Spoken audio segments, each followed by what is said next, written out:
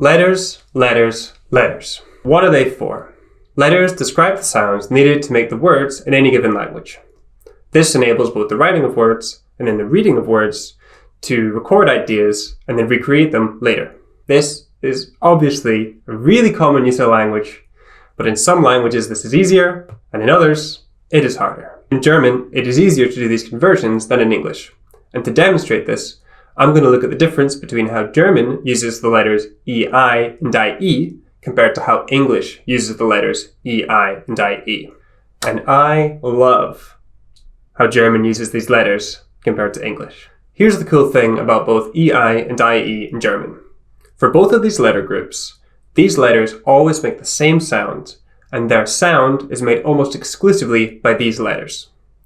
This is awesome because it makes hearing and then spelling and reading and then saying in German so much easier than in English. But what does that look like? By the way, I'm going to ask a couple of questions during this video. Feel free to pause the video, think about how you'd answer before I give it away, if you want. First, let's talk about EI. In German, these letters make an I sound. For example, in the German words eins, zwei, and drei, which mean 1, 2, and 3, respectively.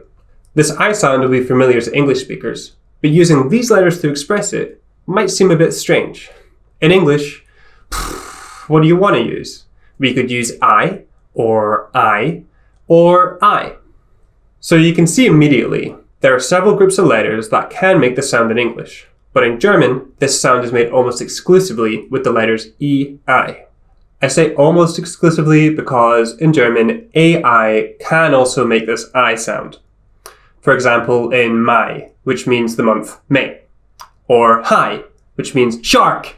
However, this is pretty rare, and for the vast majority of the time, when German writes this very popular I sound, it'll use the letters EI. So what? Listen to this English word. Buy.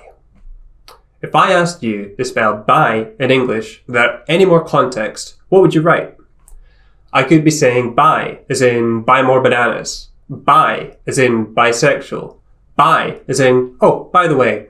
Or buy as in, bye, see you later. There's no way to know in isolation.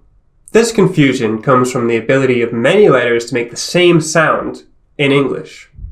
However, in German, to make this I sound, E and I are the letters you can expect to use.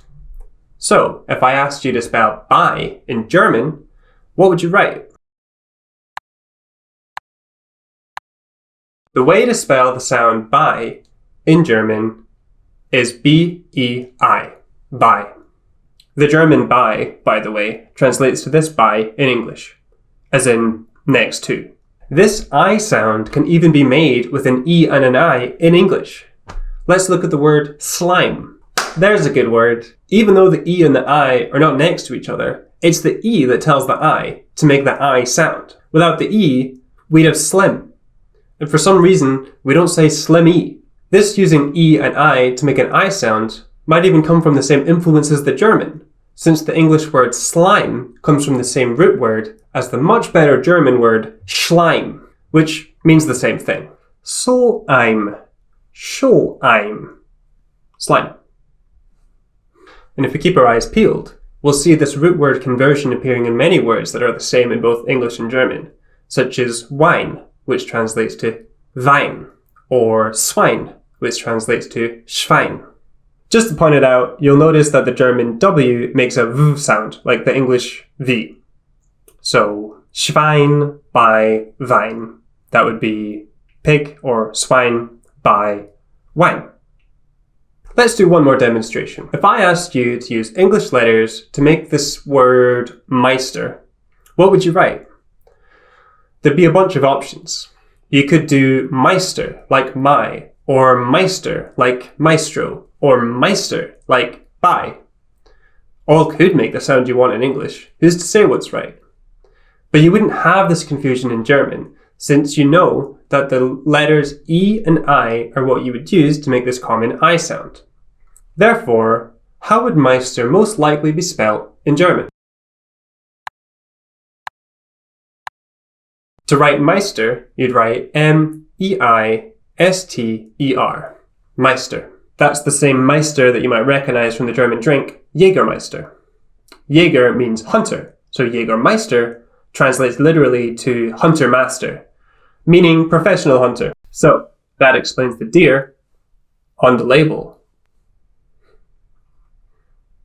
That's some ways that in hearing this I sound, it is easier to then correctly spell the word in German than in English.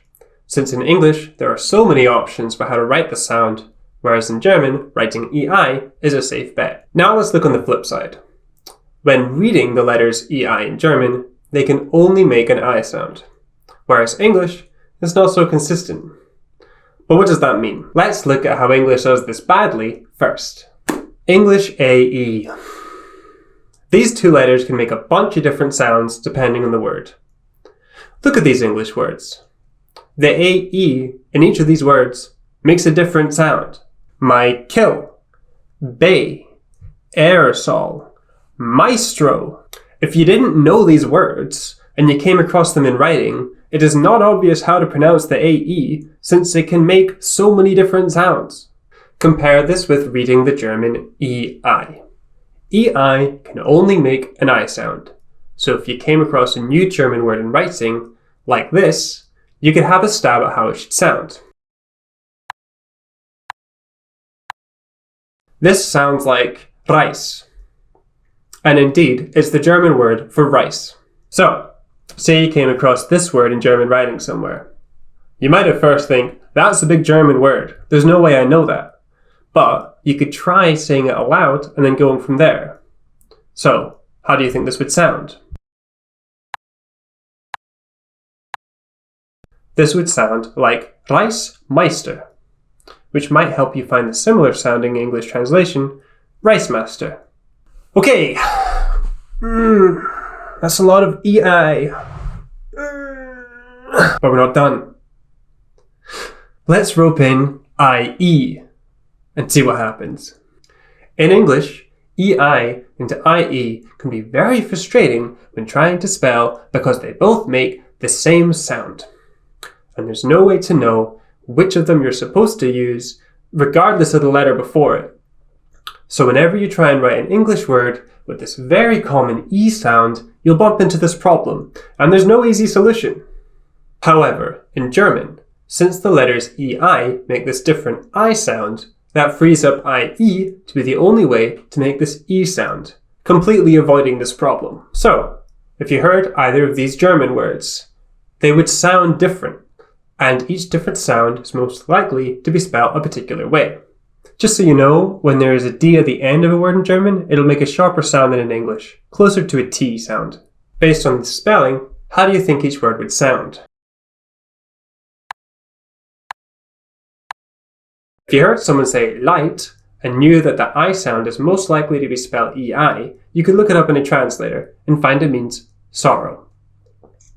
If you heard someone say Lied and knew that the E sound can only be spelled IE, you could look that up and find it means schön. So, since EI and IE make different sounds in German, you avoid the spelling nightmare that is EI and IE in English.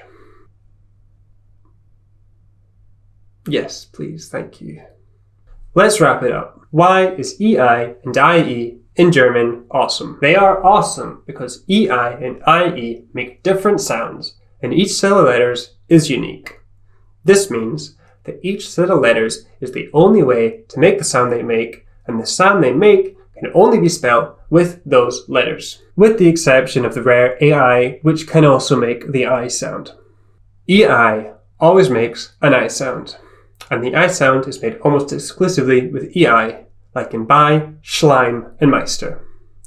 IE always makes an E sound, and the E sound is always made with IE, like in Lied.